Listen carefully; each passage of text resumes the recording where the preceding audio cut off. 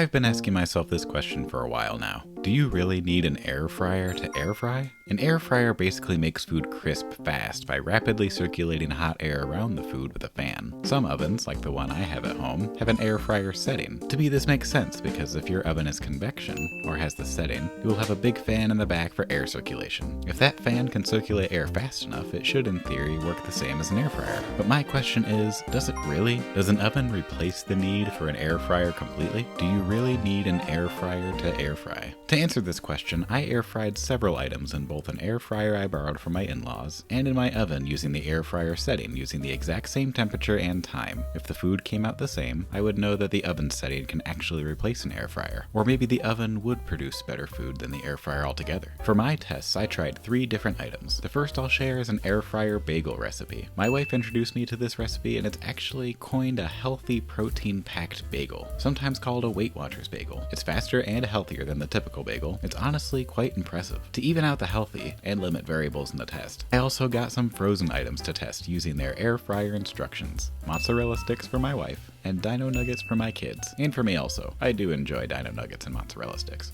First up, here's how to make quick and easy protein-packed air fryer bagels. Add 1 cup of bread flour to a mixing bowl. All-purpose would also work fine. Then add 1.5 teaspoons of baking powder, or you could replace these both with 1 cup of self-rising flour. Add half a teaspoon of salt. Lastly, add 1 cup of Greek yogurt. Combine these together until completely incorporated into a ball. Personally, I like using a stand mixer with a dough hook attachment because the dough can get really sticky. Once the dough is combined together into a ball, divide the dough into 4 even pieces. Roll out each piece into a tube and connect the 2 ends together to make a circular bagel shape. By the way, this dough recipe is almost the same as the 5-minute pizza dough recipe I recently shared on my channel. If you want to learn how to make pizzas using this similar dough, click the link in the banner or in the description. Once the bagels are shaped, you can brush this with an egg wash or melted butter in my case, in order to help develop good browning color. In the air fryer, simply lay the bagels down into the basket. Cook these at 390 degrees Fahrenheit for 8 to 10 minutes. I did 9 minutes for this run. For the oven, I laid the bagels down in a wire rack and also did 390 degrees Fahrenheit for 9 minutes using the air fryer setting. I would like to mention one downside to the oven air fryer setting is that the oven has to preheat first to set the temperature. On the air fryer, it starts right away. No preheating time needed. After the 9 minutes are up, carefully remove from the air fryer and the oven. The bagels themselves are quite excellent. Really fluffy and not too dense. I wouldn't necessarily say they are better than a normal bagel, but they are definitely a similar healthier alternative. Also, they are extremely easy and fast to make. These will satisfy that occasional bagel craving for sure. As far as comparing the air fryer and oven versions, I was quite surprised at the result. The air fryer version, it was quite clear the air was circulating faster. There was clearly better browning and even a slight crispiness on the outside. It still produced a fluffy bagel and it cooked it fast enough that it prevented too much poofiness. The oven version, on the other hand, not as much browning occurred. They did expand more, even the holes in the centers closed up. The bagels being more poofy wasn't necessarily a bad thing. It made them just a bit fluffier. The oven air fryer bagels were probably just a hair on the underdone side. Basically, this showed me that the air circulation in the oven was not quite as fast as the air fryer. To be more equivalent, the bagels from the oven would have probably needed at least another minute or 2 cooking.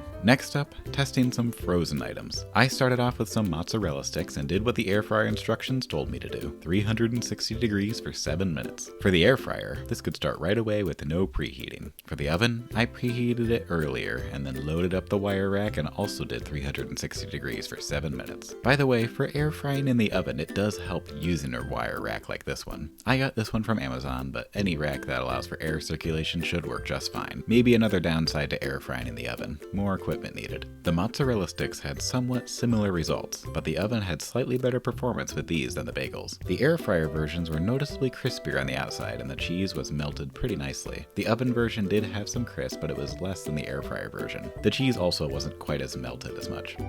For the dino nuggets again, I did whatever the air fryer instructions said to do. In this case, 400 degrees for 7 minutes. Directly into the air fryer those nuggets went with no preheat time, and after my son helped get the rest of the nuggets prepared for me, I got the oven version cooking with the same temp and time on the air fryer setting. Here's the 2 results side by side. These 2 were really close. Not much of a difference this time, but yet again the air fryer version was just a bit crispier on the outside compared to the oven counterpart. I'm pretty sure the oven's fan just can't circulate the air quite as fast. If the ones in the oven had been left in an additional minute or so, these probably would have had close to identical results. So to conclude, the oven air fryer setting is not a full replacement for an air fryer. However, it almost can. If another 1 to 3 minutes is added on for the oven time, I think it would be real close to the result of something coming out of an actual air fryer. Really, it all comes down to how quick that oven fan can circulate the air. Personally, after doing this test, I probably will not be investing in an air fryer of my own. It seems my oven can get about 90% of the way there, and for me, that's quite good enough. As always, thank you so much for watching. If you enjoyed this video or learned something new, please consider leaving a like to this video. Also, subscribe if you like bagels, or bread in general. I share lots of different bread recipes and plan on trying and sharing even more in the future, so stay tuned. Thanks again. See you next time.